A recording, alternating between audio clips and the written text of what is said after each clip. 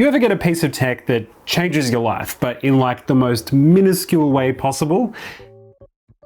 Yeah, that's what this did for me this week.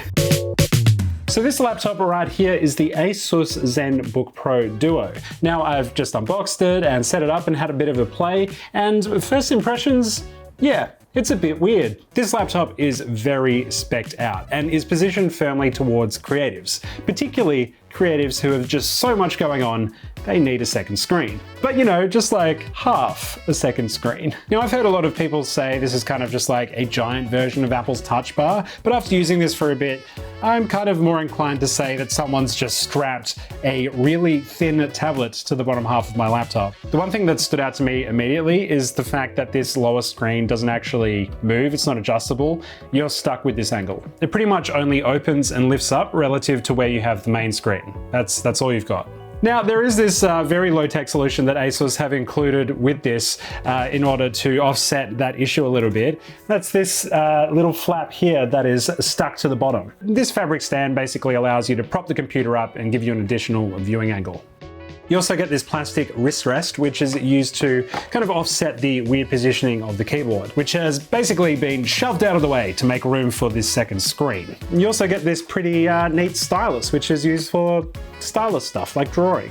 Now, all of these things are nice little additions, especially when the computer costs so much money. It is nice to kind of get everything you need in one package. It just feels a little bit like it's not part of a cohesive whole. Like the wrist rest just kind of floats around. There is nowhere to put the stylus in the laptop itself, and the stand that's propping it up, it's kind of stuck to the bottom. It's just not neat, I guess is what I'm saying. They do give you this sleeve though, which does have a slot for the pen, and it can comfortably carry both the laptop and the wrist rest. So I guess this is kind of your ticket to having a cohesive laptop experience. Now, I'm currently stuck at home because I am recovering from a pretty severe case of COVID. Mini review, having COVID sucks. 0 out of 10. Basically, I can't leave my house for another week or so. So rather than reviewing this out and about like I wanted to, I'm going to review this from home at my kitchen bench, where I'm going to pretend like I'm having a mini working holiday. By the end of next week, I reckon I'll know if this second screen is worth it and if the entire computer itself is worth over $5,000. Let's get to work. Okay, so the first thing that had me worried when I first opened this up on Friday was this condensed keyboard down the bottom here. It's all quite compressed and in a bit of an awkward position, but after typing on it all day today, I've got to say it's actually pretty pleasant to type on. I've really been enjoying it, and I haven't even had to use the wrist rest to make it a bit more comfortable. Also, this is probably my favorite thing ever. If you press here, your trackpad turns into a numpad. Yeah, that's what I'm talking about. That's the good stuff. Give it to me. I must admit, it's actually taken me a little while to adopt this lower screen here. I just keep forgetting that it's there and just not using it. But when I do remember to use it, I've found it, I guess, I would say mildly useful. I've been keeping my email and Slack messages and Spotify down here, which is cool, but it's also become a bit distracting. Usually I would just put those things on a second screen to my left out of my peripheral vision, or behind another window if I'm using a one-screen laptop. Here, they're always just a little bit outside of my peripheral vision, so I'm constantly checking them, at least a lot more than I normally would be. I'd kind of describe it similar to having your phone open directly in front of you at all times. It's just not really something that I need while I'm working. I do love the touch responsiveness on this though. It's pretty much as good as an iPad or any phone. It is just perfect. But yeah, that's pretty much all my thoughts for today. I'm gonna go back to writing this review. Okay, so today I basically couldn't get any work done. I'm still recovering from COVID.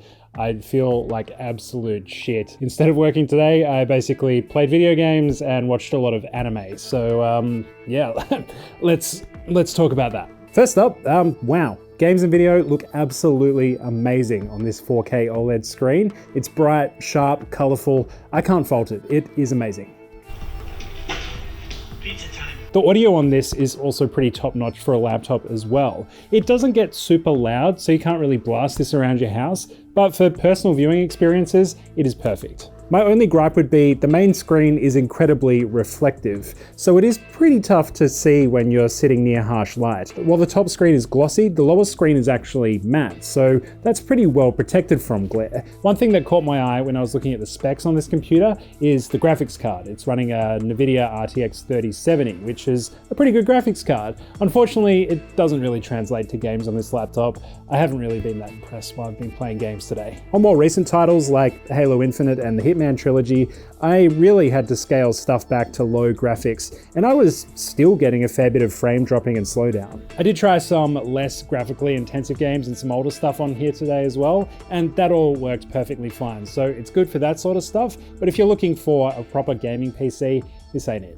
That said, there is another dual screen laptop out there on the market, the ROG Zephyrus Duo, which is basically the dedicated gaming version of this laptop, so maybe check that out. The final thing that I noticed about this laptop while I was using it in bed today, it runs really, really hot, and not just during gaming, pretty much all the time. It is not going to be the sort of computer that you can just whip out and put on your lap or, you know, watch in bed. It's just too hot for that. This is going to be used on a desk pretty much only. Speaking of, I can actually feel the sheets warming up. That is so hot. I thought this was a cool shot, so I did it, but I'm actually kind of regretting it now because, yeah, I am sweating and I'm still sick, and let's go to tomorrow. Maybe I'm feeling better. I do not feel better, but I've pushed through today and I've started editing this very video that you're watching right now. I've got to say, the laptop has actually done a really decent job of editing today. Pretty much everything I've thrown at it, 6K footage, 4K timeline, really big files, motion graphic stuff, everything has done really well. Pretty much as good as my desktop, so I'm very impressed there. Today I was also finally confronted with how many ports this thing has for creative work, and I would say it's just enough. You've got 2 Thunderbolt out, a regular old USB-A plug, an HDMI port, and a 3.5mm jack. That's it. For a laptop that's supposed to be for creatives, I'm a little bit disappointed that it doesn't have an SD card slot as well. I'm still making my mind up about this lower screen, but one thing I've definitely decided on is actually one of the main features. It's this ScreenXpert mode, which gives you a neat little control panel for these 4 Adobe apps when they're open.